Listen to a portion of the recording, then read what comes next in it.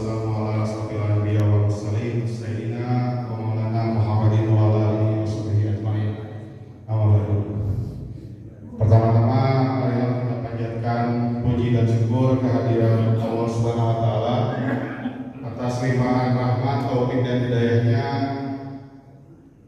bahwa kita masih diberikan umur, alhamdulillah dalam keadaan sehat walafiat untuk menghadiri kajian rutin di ahad ketiga ini.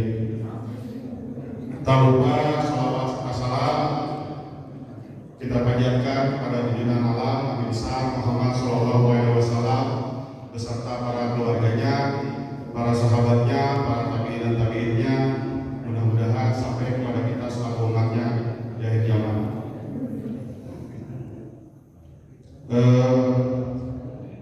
Sebelum memulai acara rutin kita, jika saya menyampaikan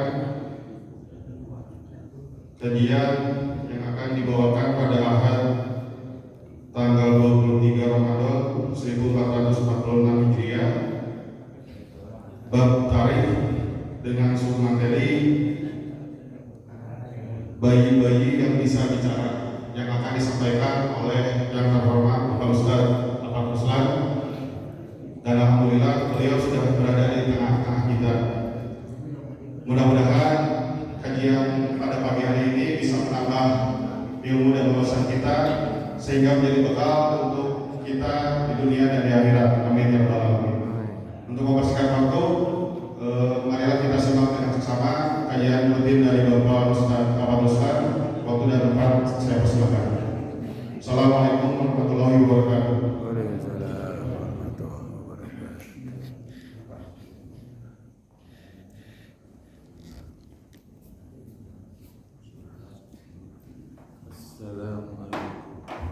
Waalaikumsalam warahmatullahi wabarakatuh.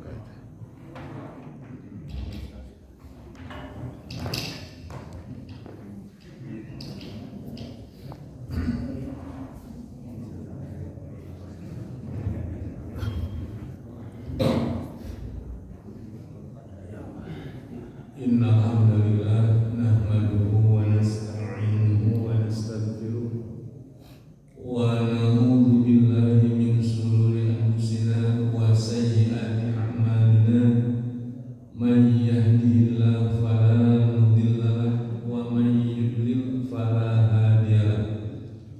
Asyhadu an la ilaha illallah wahdahu la syarika lahu wa asyhadu anna Muhammadan abduhu wa rasuluh, amma ba'd.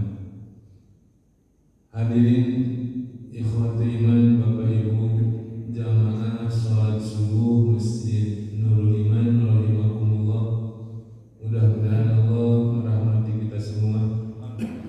Alhamdulillah, setelah barusan kita selesai melaksanakan salat subuh secara berjamaah, dilanjutkan dengan thalab ilmu.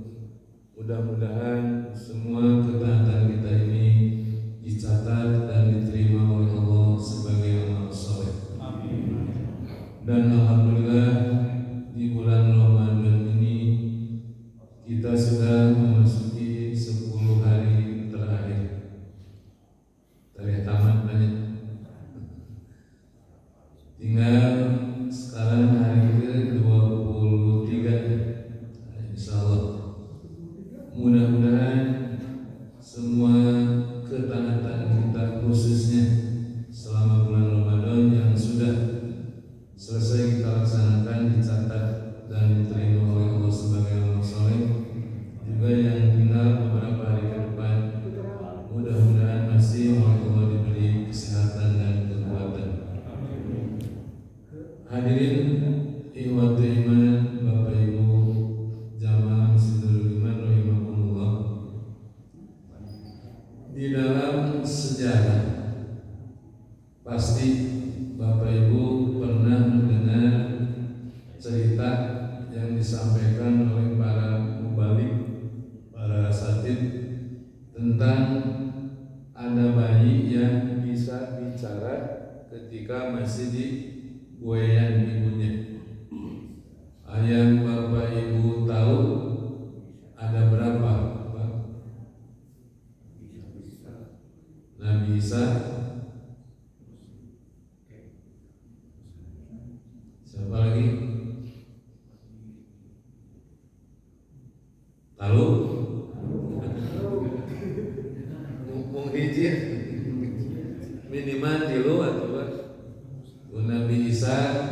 kisah Juraij yang ahli ibadah yang difitnah berzina.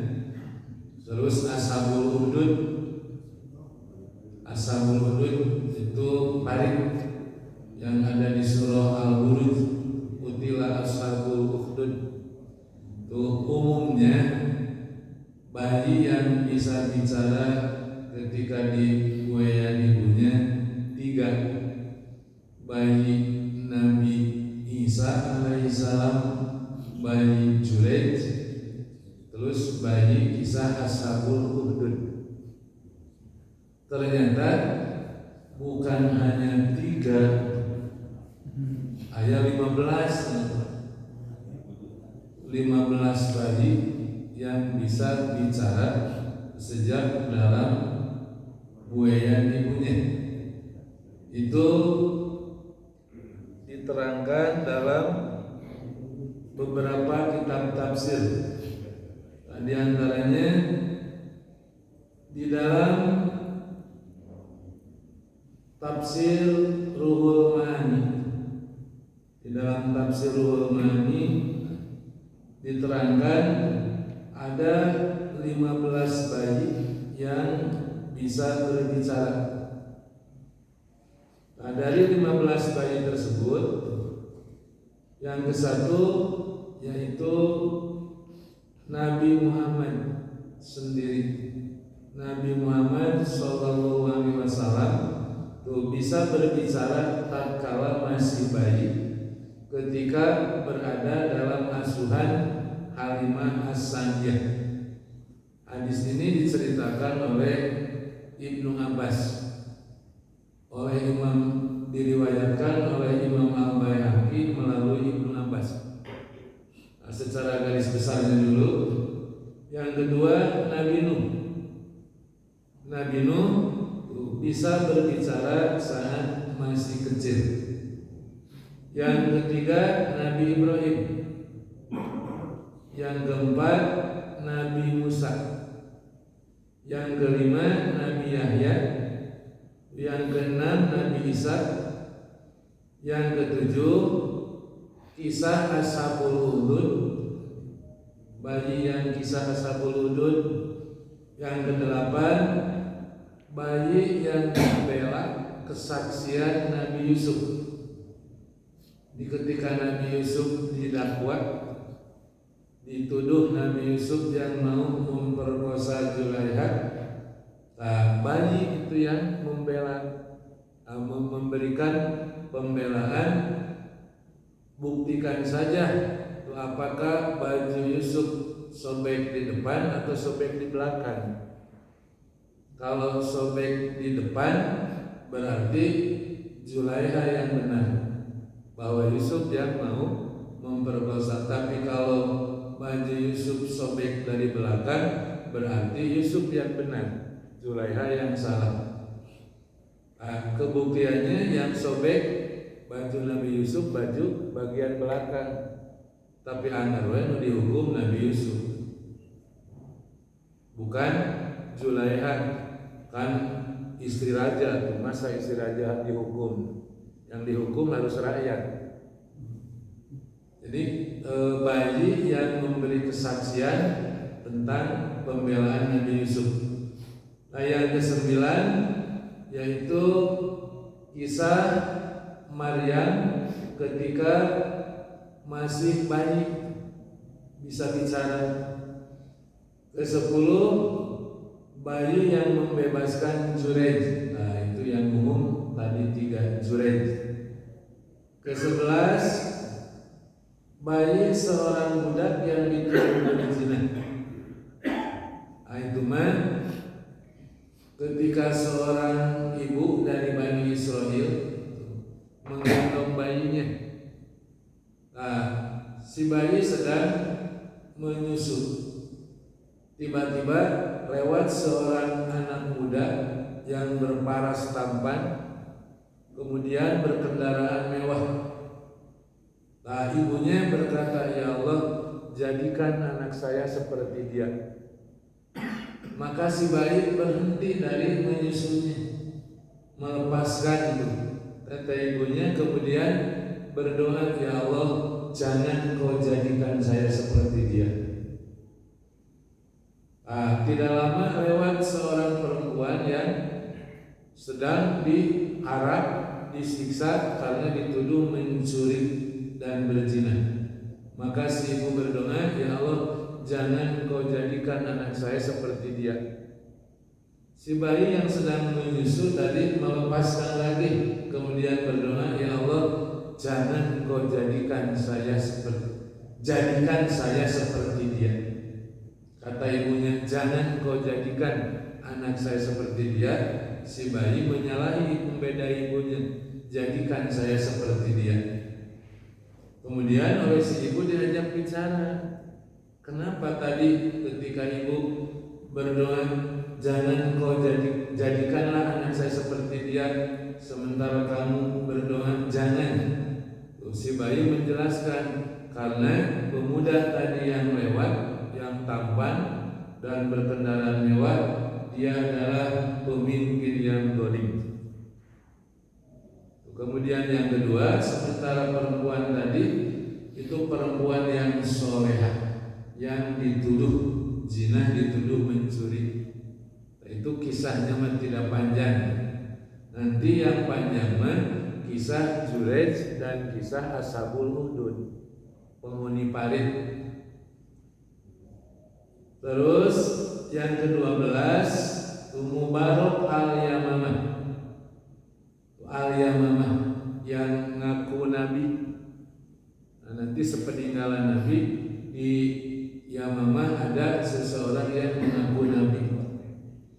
Yang ke-13, bayi Masito. Ketika Masito dilemparkan ke katel yang mau dibakar oleh Firaun, itu bersama bayinya. Ketika Masito ragu, bayinya mengatakan, wahai ibu, jangan takut, sesungguhnya engkau berada dalam benar, api neraka lebih panas. Bayi Masito. Kemudian bayi perempuan Muhyiddin, ini yang hidup bukan di zaman Bani Israel, tapi di zaman para ulama, para imam. Kemudian ada yang menerangkan bahwa Nabi Ismail yang ke-15, Nabi Ismail juga bisa berbicara. Dari ke-15 menurut para ahli tafsir, yang sering kita dengar 3 itu tadi.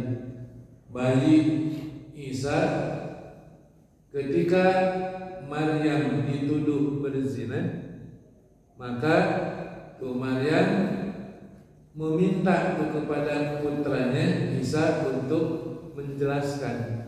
Dengan izin Allah, Isa ketika masih bayi bisa berbicara, inni abdullah ataniyal kitaba wa ja'alani nabiyya.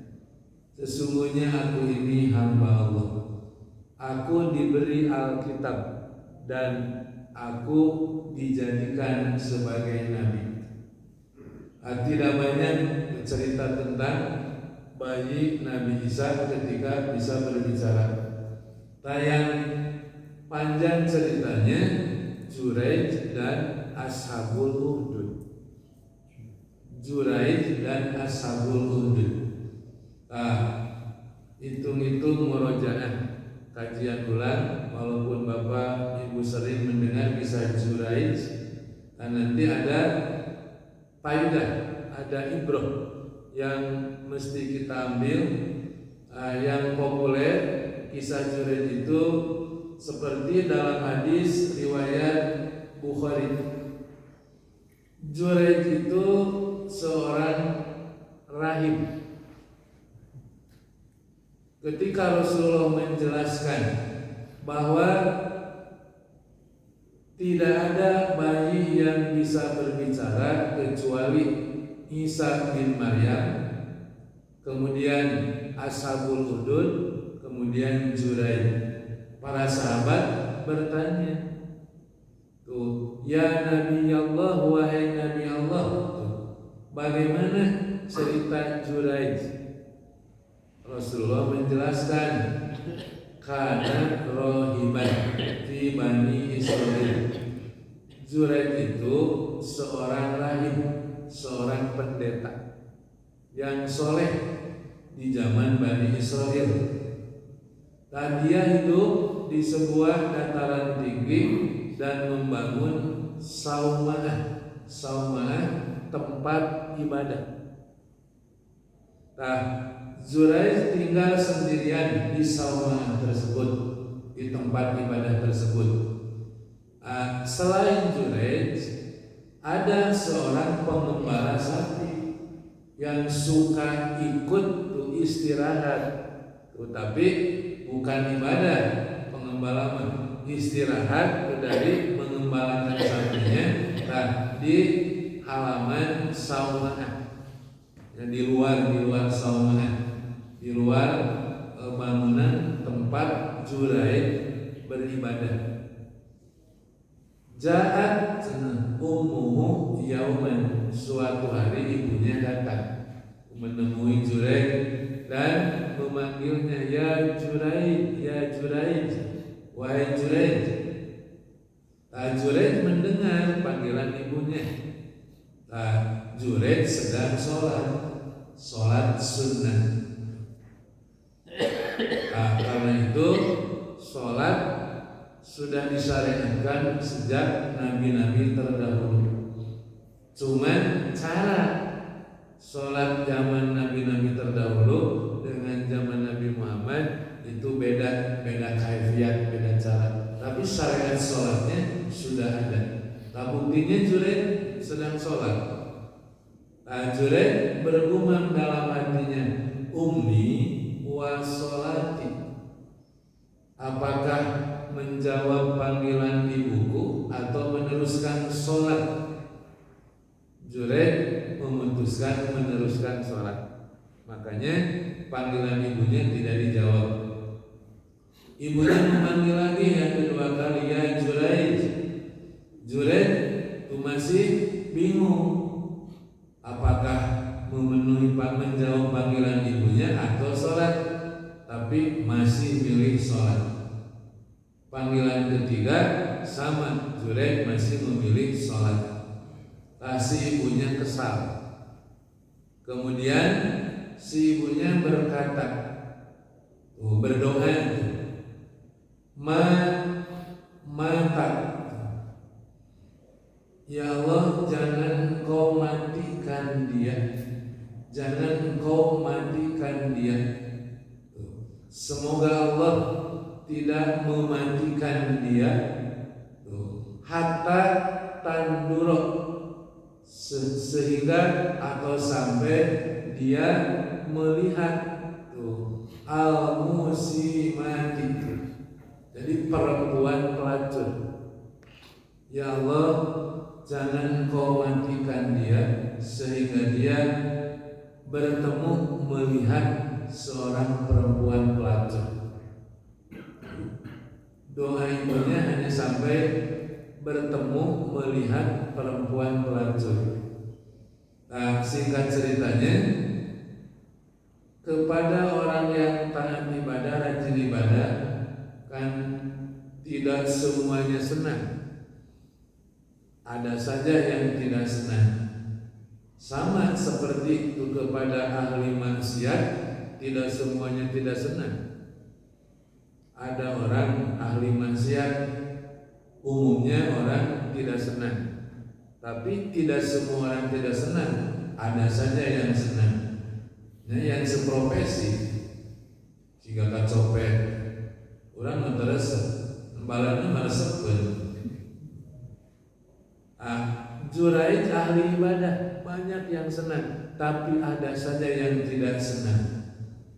Makanya ada seorang perempuan pelacur yang berarah cantik, percaya diri bahwa dirinya mampu memperdaya Juraij. berdasarkan pengalaman dirinya. Tuh laki-laki bagaimanapun bisa takluk. Maka dia berjanji itu kepada masyarakat kalau Jureid itu bisa ditundukkan, ditaklukkan oleh dirinya. Maka dia mendatangi Saumanah yang biasa dipakai ibadah oleh Jureid. Cuman di hadis tidak diceritakan mulai bagaimana si perempuan pelacur tadi memperdaya Jureid. Yang jelas Jureid tidak terperdaya. Keinginan perempuan tersebut adalah dijinahi oleh Jureid. Yang sudah-sudah tuh laki-laki bagaimanapun berhasil oleh dia ditundukkan, tapi tidak dengan Jureid. Karena merasa sudah berjanji, sudah pede, mampu, kalau tidak berhasil tangan hamba dia malu. Maka dia mendatangi pengembala itu yang di luar tadi, pengembala sapi yang biasa ikut istirahat di tengah-tengah kecapean mengembalakan sapi-sapinya. Tukang gembala mah tekudu dibujuk, tekudu dirayu. Begitu diajak atau akhirnya zina dengan pengembala sampai hamil, sampai melahirkan. Kemudian dia memprovokasi masyarakat dan memperlihatkan bayinya. Tuh katanya Jureid ahli ibadah. Nih saya dijinahi sampai melahirkan anak ini. Maka masyarakat tanpa tabayun, tanpa klarifikasi, langsung terprovokasi, langsung berduyun-duyun mendatangi Saumanah Jureid.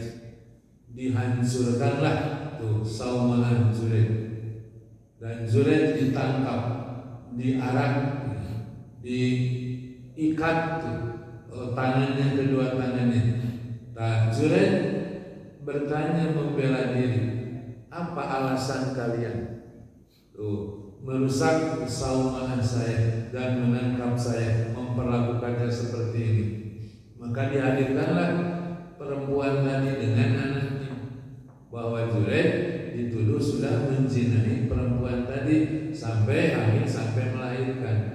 Maka Jureid meminta, coba perlihatkan mana bayinya.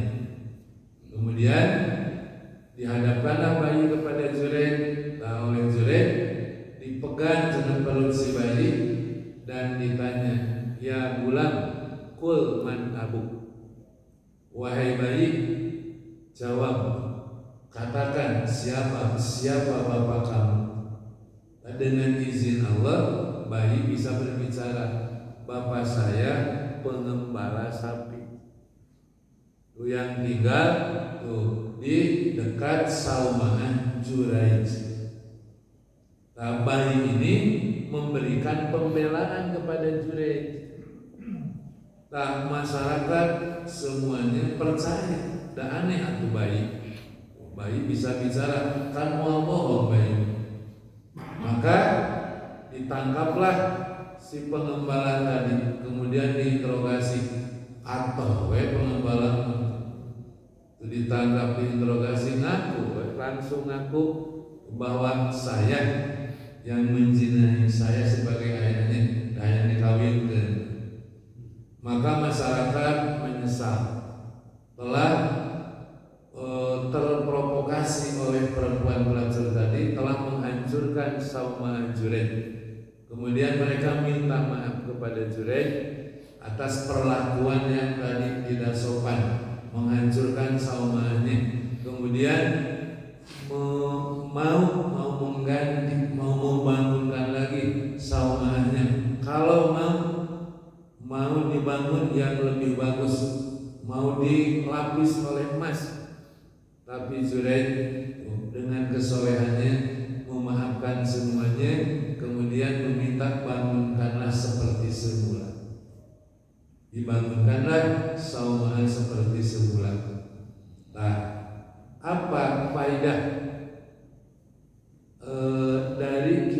Juraij ini. Maka para ulama menyimpulkan beberapa faedah. Yang pertama, keutamaan ahli ilmu dan keutamaan ahli ibadah. Juraij ahli ibadah. Nah, ketika dipanggil oleh ibunya, ya Juraij, ya Juraij. Nah, Juraij karena ahli ibadah fokus kepada sholat. Padahal kalau menurut ilmu, karena sholatnya sholat sunnah, sementara menjawab panggilan ibu hukumnya wajib. Menurut ilmu, sikap Juraij salah. Secara ilmu, mestinya Juraij memenuhi menjawab panggilan ibu. Malah Juraij memilih meneruskan sholat, padahal sholatnya sholat sunnah. Nah, fiqhul hadisnya atau faedah hadisnya, jadi kalau kita sedang mengerjakan ibadah yang hukumnya sunnah, dipanggil oleh ibu, diperintah oleh ibu, maka lebih dahulukan tuh orang tua, lebih-lebih ibu. Itu dalam kondisi ibadah. Apalagi kondisi bukan ibadah. Anak-anak sekarang nyawa HP atau tugas, mengerjakan tugas, disuruh oleh orang tua, dah pasti mau langsung, pasti fokus karena tugas, pasti fokus karena pekerjaan dirinya, yang padahal bukan sedang ibadah. Nah, jadi fikul hadisnya itu mendahulukan kedua orang tua lebih-lebih itu panggilan ibu, suruhan ibu ketika si anak tuh sedang ibadah sekalipun yang hukumnya sunnah, apalagi di luar ibadah. Dan dari sini juga difikirkan keutamaan ahli ilmu dibanding dengan ahli ibadah. Masing-masing memiliki keutamaan. Ahli ibadah memiliki keutamaan, ahli ilmu memiliki keutamaan. Tapi ahli ilmu dengan ahli ibadah ada afdaliyah, ada keutamaan ahli ilmu. Karena itu Imam Bukhari di kitab Sahih Bukhari memuat satu judul bab, babul ilmi qoblal qaul wal amal. Bab wajib berilmu dulu sebelum beramal, sebelum berbicara. Karena amal tanpa ilmu sia-sia. Ilmu tanpa diamalkan dosa. Ilmu tidak diamalkan dosa. Beramal tanpa ilmu sia-sia, minimal sia-sia, lebih bahayanya sesat, tersesat. Tuh makanya dalam beragama kita wajib berilmu, bab wajib berilmu. Di Al-Quran surah Al-Isra ayat ke-36 ada ayat yang mencela kepada orang-orang yang beramal tanpa ilmu. A'udzu billahi minasyaitonir rajim. Wala taqfu ma laysa laka bihi ilmun. Inna sam'a wal basara wal fu'ada kullu ulaika kana anhu mas'ula. Jangan kamu mengikuti apa yang kamu tidak tahu ilmunya. Sesungguhnya pendengaran, penglihatan, hati, semua itu akan dimintai pertanggungjawaban. Maka beragama tidak bisa misalnya tanpa guru. Jadi belajar agama autodidak, tidak boleh, harus ada guru. Imam Syafi'i mensyaratkan belajar agama itu satu harus ada irsyadul ustadz, harus ada pembimbing, ada guru. Dan guru juga harus selektif, jangan asal guru. Belajar agama tanpa guru bisa sesat. belajar agama salah guru lebih sesat. Sekali lagi Bapak Ibu, belajar agama tanpa guru bisa sesat. Belajar agama salah guru bisa lebih sesat. Bagaimana salah guru?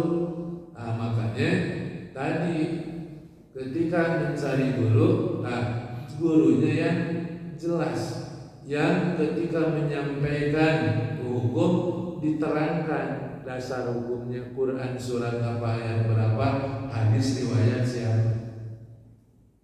Contoh, di zaman Nabi ada rombongan sahabat yang dapat tugas dari Nabi untuk satu ekspedisi. Di perjalanan dari rombongan sahabat tersebut ada yang kena musibah, yaitu ketika melewati sebuah bukit ada satu batu yang cukup besar yang jatuh dan kena ke kepala sahabat tadi sampai luka besar di kepalanya, berlumuran darah. Pas malamnya mimpi hubungan suami istri, kan paginya subuhnya dia harus mandi, maka dia datang kepada temannya dan bertanya, kalau luka seperti saya boleh tidak tayamum? Tidak boleh. Mendapat jawaban tidak boleh, maka dia mandi. Atau luka yang ada di kepalanya infeksi, seketika itu juga tidak lama meninggal. Meninggal berarti lukanya luka parah, sampai tidak lama setelah mandi meninggal. Maka setelah dari bepergian tersebut mereka melaporkan kejadiannya kepada Rasulullah.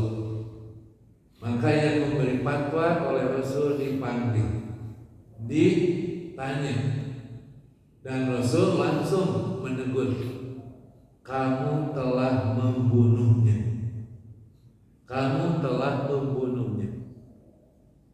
Ruas kita sahabat yang memberi fatwa oleh Nabi dikatakan kamu telah membunuh dia, kamu telah membunuh dia. Kalau ditanya tidak tahu ilmu jangan memberi fatwa.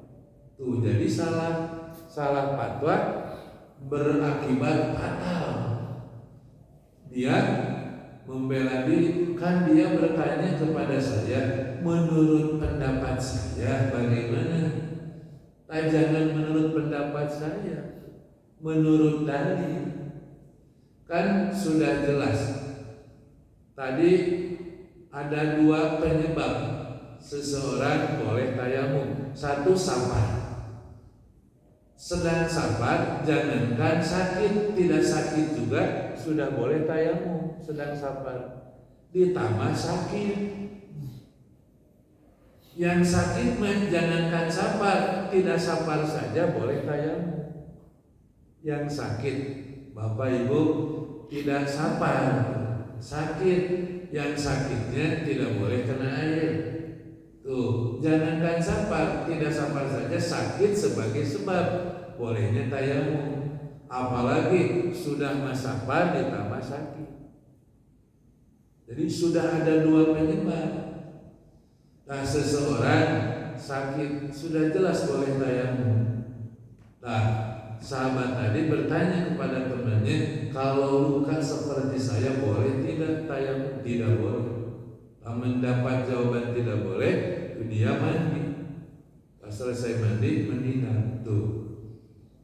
Jadi salah fatwa berakibat fatal. Beragama, memahami agama, belajar agama tidak boleh autodidak. Nah, sekarang dengan kemajuan teknologi, misalnya di media sosial, apalagi sekarang dengan metode yang terbaru kan, metode AI, pinter, segala bisa ngajawab kan. Ya metode itu mah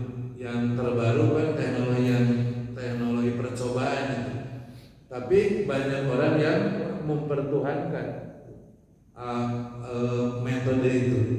Nah, tetap belajar agama harus ada irsyadul ustadz, harus ada guru. Yang kedua, selain ada guru, harus tulus zaman. Belajar mah harus lama, tidak bisa instan. Belajar agama mah harus terus, panjang perjalanannya, tidak instan, tidak boleh instan, tidak bisa instan.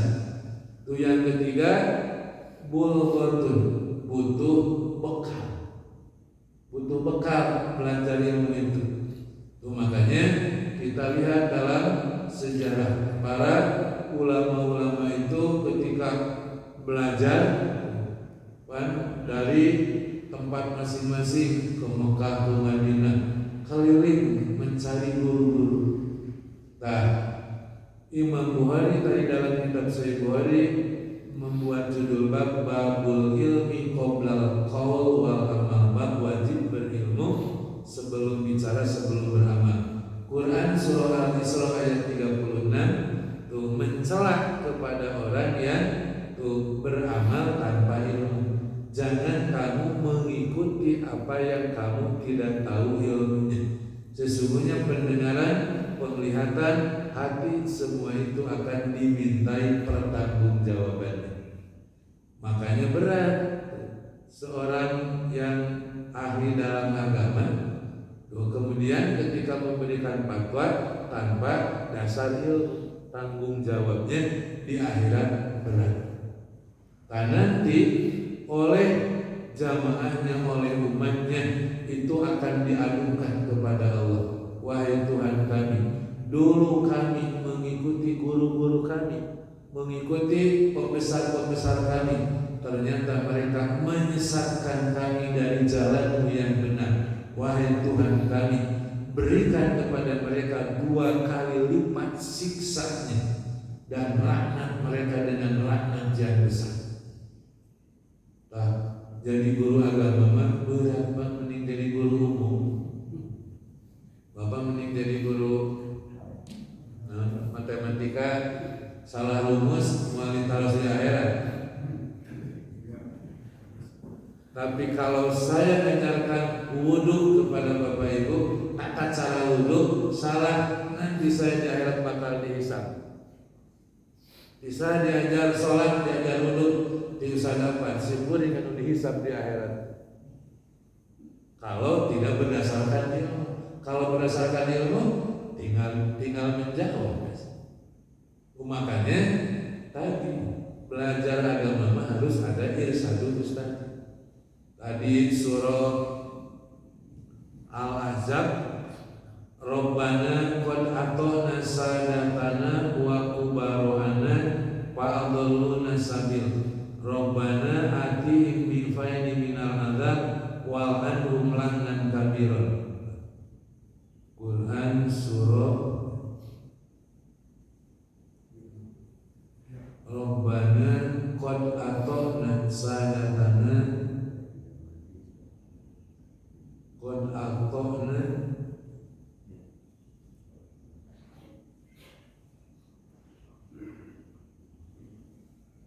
Rabbana qad ata'na sadatana wa kubarohana fa'adalluna sabil. Surah Al-Ahzab ayat 67-68. Di surah Al-Ahzab ayat 67 dan 68, Rabbana inna ata'na a'immatana bid-dhalal. Rabbana qad ata'na sadatana wa kubarohana fa'adalluna sabil. Rabbana atihim bifaini minal adab wal anhum la'nan kabira. Wahai Tuhan kami, dulu kami di dunia mengikuti guru-guru kami, ternyata mereka menyesatkan kami dari jalan-Mu yang lurus. Wahai Tuhan kami, berikan kepada mereka 2 kali lipat siksanya dan laknat mereka dengan laknat yang besar. Disungkurkan di akhirat. Makanya ketika Rasulullah salah pernah Rasulullah kan demi menyenangkan hati istri, pernah mengharamkan yang halal. Madu itu kan halal. Rasulullah kalau ngilir ke istrinya yang bernama Zainab senang nyuguhan madu. Rasul senang minum madu. Suatu hari Hafsah istri Rasul yang lain dan Aisyah tuh berkompromi. Biasanya Rasul kalau habis kilir dari Zainab pasti disuguhan madu. Siapa di antara kita berdua yang kegiliran duluan, saya atau kamu, omel sama Rasul bahwa mau mulut. Maka begitu gilir entah ke Hafsah entah ke Aisyah oleh salah satu dari dua ini diomel Rasulullah.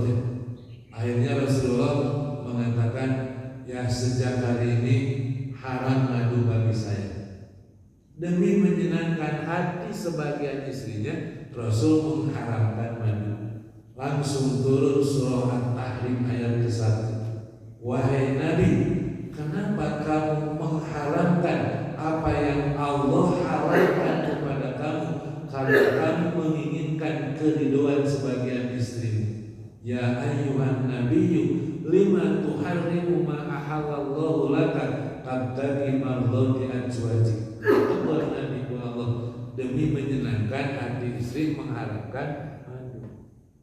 Sekarang banyak ustaz demi menyenangkan mustami mengharamkan yang halal, menghalalkan yang haram, misalnya membolehkan yang tidak boleh, tidak bolehkan yang boleh demi menyenangkan hati mustami. Hoyong ka'amo mustami. Jadi bukan kumaha mustami, dalil kumaha dalil. Walaupun tidak disenangi oleh jamaah. Jangan menyenangkan jamaah sementara hukum dilanggar. Demi popularitas, demi prestasi, prestise, maka kalau istilah guru kami mubalik teh aya tilu, aya mubalik teko, mubalik toko, dan mubalik berko. Jadi aya tilu mubalik teh. Mubalik toko, teko dulu. Nah mubalik teko mah, teko Bapak teko apa? Teko apa Bu?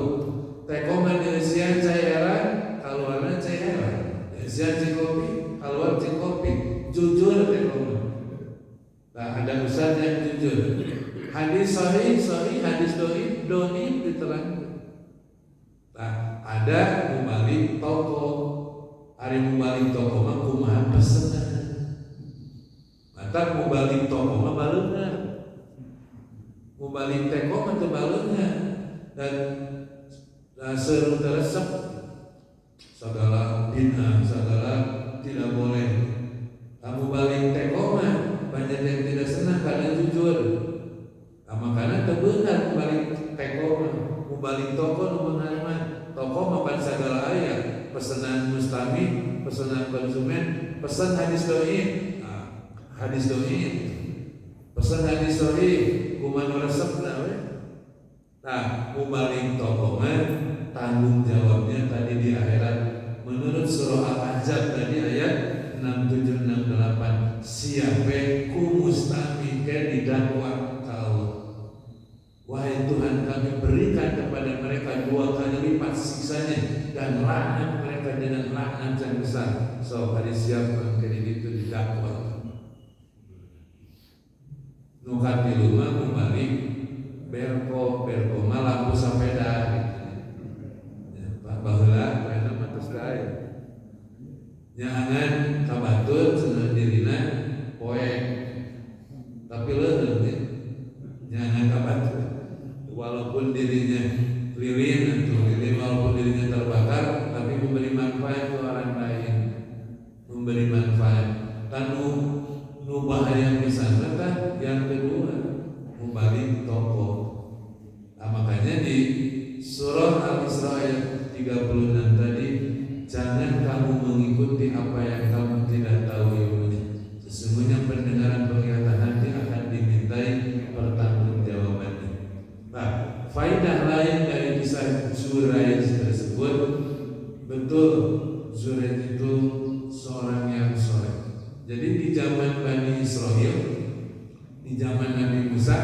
Tuh banyak umat Nabi Musa soleh, banyak yang solehnya, banyak yang jadi rahib, jadi ulama, jadi pendetanya yang soleh.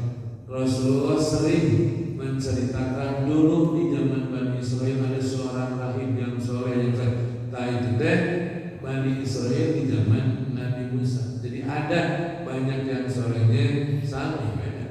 Sunnatullah. Apakah umat Nabi Muhammad soleh semuanya? Nu soleh masa henti, itu soleh orang. Itu mas sunnatullah dari zaman Rasul pertama Nabi Nuh sampai Rasul terakhir Nabi Muhammad. Yang taat dengan yang maksiat selalu lebih banyak yang maksiat. Nabi Nuh berdakwah ratusan tahun, yang mendapat hidayah, mengimani, membenarkan, menjadi pembela pengikut Nabi Nuh saparahu teh 80 orang. Itu juga 80 orang dengan bukan manusia unggul. Ayah domba. Tuh. Jadi ayah binatang, ayah makanan. Jadi parahu tempat di lantai. Nah, jadi selama Nabi Nuh beratusan tahun berdakwah, yang dapat hidayah sedikit, yang kebanyakan sesat yang ditenggelamkan. Nabi Muhammad juga ketika berdakwah di Mekah 13 tahun, yang mendapat hidayah berapa ratus orang, yang tetap dalam kesesatan ribuan orang. Dan sunnatullah sampai kiamat pun seperti itu. Siganya Nabi Nusaul jeung teu saul seueur teu saul.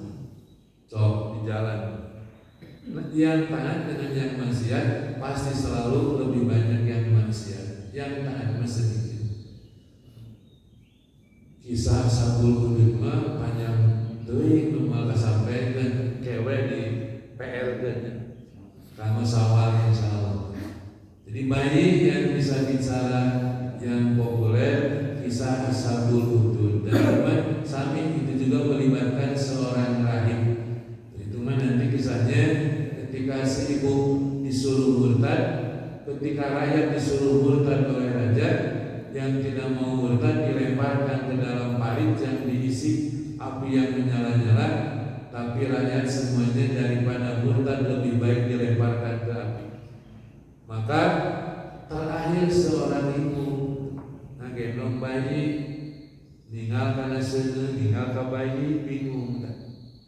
Ari murtad kumaha, ari teu murtad bakal dialungkeun. Si bayi menatap ibunya dan berbicara, wahai ibu jangan takut, engkau ada dalam benar, api neraka lebih panas.